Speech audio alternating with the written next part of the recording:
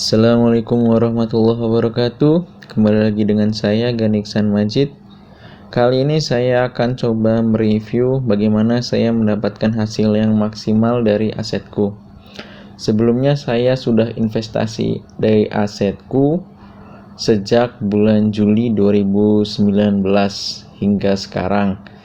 Jadi total waktunya sudah 11 bulan. Sebelumnya, jika teman-teman belum subscribe atau baru pertama kali melihat channel ini, silahkan untuk subscribe terlebih dahulu. Dan jika teman-teman menyukainya video ini, silahkan untuk like. Dan jika teman-teman ada pertanyaan, silahkan tuliskan di kolom komentar.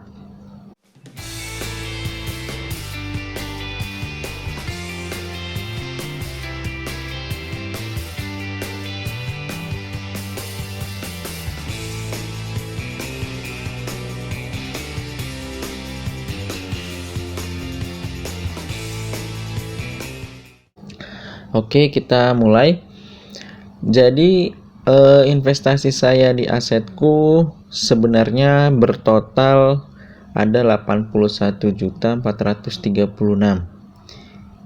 Jumlah ini tidak langsung saya investasikan dengan nominal tersebut, namun bertahap, alias saya menabung sedikit demi sedikit. Jadi strategi yang saya gunakan adalah rutin menabung di asetku. Jadi jika kita lihat di tampilan pendanaan yang saya miliki banyak, jadi tidak hanya satu pendanaan yang saya gunakan, tapi bisa mencapai lebih dari 5 pendanaan, atau sekitar, coba saya hitung, ada 1, 2, 3, 4, 5, 6, 7, 8, 9, 10, 11, 12 pendanaan. Jadi dari total 81 juta ini saya bagi ke dalam 12 pendanaan. Kenapa saya bagi ke dalam 12? Satu, alasannya untuk mengurangi resiko.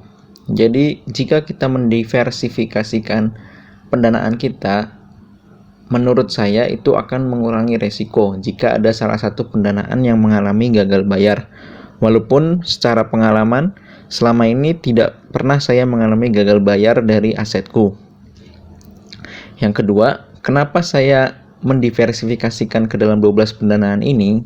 Karena jika kita hanya mengandalkan satu pendanaan, kita tidak bisa menariknya dalam tenor tertentu. Berbeda jika kita memiliki 12 pendanaan, kita menggunakan tenor waktu yang berbeda-beda. Misalkan pada pendanaan yang saya lakukan, ada yang saya pendanaan dengan 3 bulan, ada yang 179 hari, ada yang 37 hari, ada 61 hari, 186 hari, 4 bulan, 6 bulan, 6 bulan, 7 bulan. Dan di perbedaan tersebut, ketika saya membutuhkan uang, mungkin di antara pendanaan 12 pendanaan saya ada salah satu yang sudah jatuh tempo, sehingga uang yang sudah jatuh tempo tersebut bisa saya gunakan. Itu alasan kedua. Sehingga sewaktu-waktu saya membutuhkan dan kita lihat, dan saya bisa melihat di pendanaan saya ada yang mendekati jatuh tempo atau tidak. Jika memang mendekati jatuh tempo, berarti pendanaan tersebut yang akan saya tarik. Jika saya tidak membutuhkan dana di waktu tersebut, maka saya akan melanjutkan pendanaan untuk menjadikan compounding interest, seperti itu. Dan kemudian alasan ketiga yang saya sebutkan sebelumnya ada compounding interest. Jadi apa itu compounding interest? Jadi bahasa gampangnya adalah bunga yang berbunga.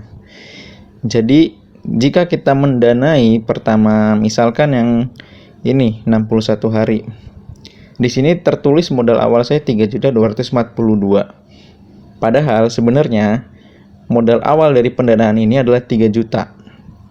Hanya saja karena saya terus melakukan pendanaan, jadi tidak pernah saya ambil pendanaan ini, jadi saya terus lanjutkan. Jadi mungkin pertama saya mengambil tenor yang pendek, misalkan 22 hari. Kemudian 22 hari selesai, saya tidak mengambil uangnya, tapi saya akan melanjutkan pendanaan menjadi misalkan yang 1 bulan. Kemudian di terakhir saya mengambil pendanaan fleksi yang 61 hari, sehingga secara tidak langsung bunga yang dari awal yang dari 22 hari tersebut yang pertama itu akan berbunga lagi ketika saya mengambil pendanaan lanjutan 1 bulan kayak gitu. Kemudian untuk sekarang bunga yang sebelum-sebelumnya akan berbunga lagi untuk menghasilkan ketika pendanaan 61 hari ini.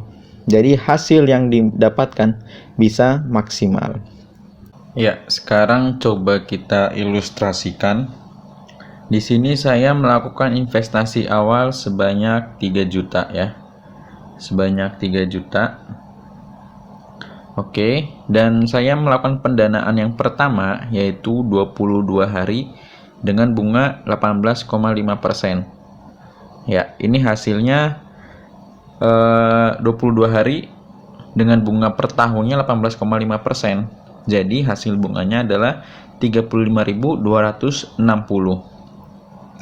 Ini kita tambah dengan pendanaan awal yaitu 3 juta menjadi 3.035.260. Nah, jika uang ini tidak saya ambil atau saya lanjutkan pendanaan, maka ini akan menjadi compounding interest. Jadi ini adalah bunga yang akan menghasilkan bunga. Komponen bunga yang ada di sini yaitu 35.000 yang akan menjadi bunga lagi untuk pendanaan selanjutnya. Saya akan melanjutkan pendanaan menjadi 2 bulan dengan bunga adalah 20% yang disediakan oleh asetku. Namun jika kita melanjutkan pendanaan akan mendapatkan bonus 1% bunga dari asetku. Jadi menjadi 21%. Total bunga yang kita dapatkan per tahun untuk pendanaan 2 bulan.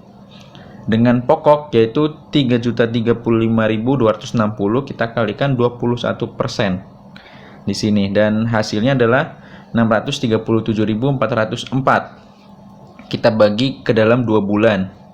Karena ini bunga 21% untuk per tahun.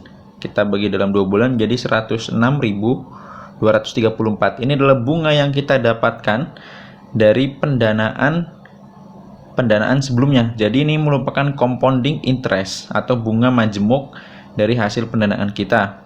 Kemudian 106.234 ini kita tambahkan dengan pokok yang pendanaan ini yaitu 3.035.260 menjadi hasilnya adalah 3.141.494. Ini merupakan hasil dari bunga yang berbunga atau compounding interest. Jika kita masukkan ke dalam grafik, garis yang merah ini adalah contoh dari compounding interest, sedangkan garis yang berwarna biru ini adalah contoh dari bunga biasa atau simple interest seperti itu.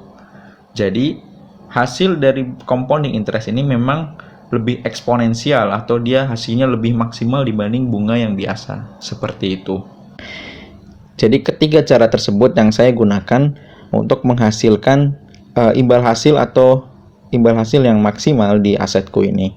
Jadi dari 11 bulan saya berinvestasi di asetku, saya sudah menghasilkan akumulasi 10.431.000. Itu hasil yang lumayan banyak ya. Karena saya berawal dari mungkin setiap bulan saya bisa saja 3 juta seperti itu atau 5 juta, di antara 3 sampai 5 juta saya rutin tiap bulan menginvestasikan di asetku hingga hasilnya sekarang seperti itu. Keuntungannya memang sudah saya jelaskan tadi dan hasilnya juga lumayan. Mungkin sedikit saja yang bisa saya sampaikan untuk kali ini. Jika teman-teman ada pertanyaan, silahkan tuliskan di kolom komentar. Untuk review asetku sebelum-sebelumnya sudah ada di video saya sebelumnya, mungkin akan saya tampilkan di link berikut.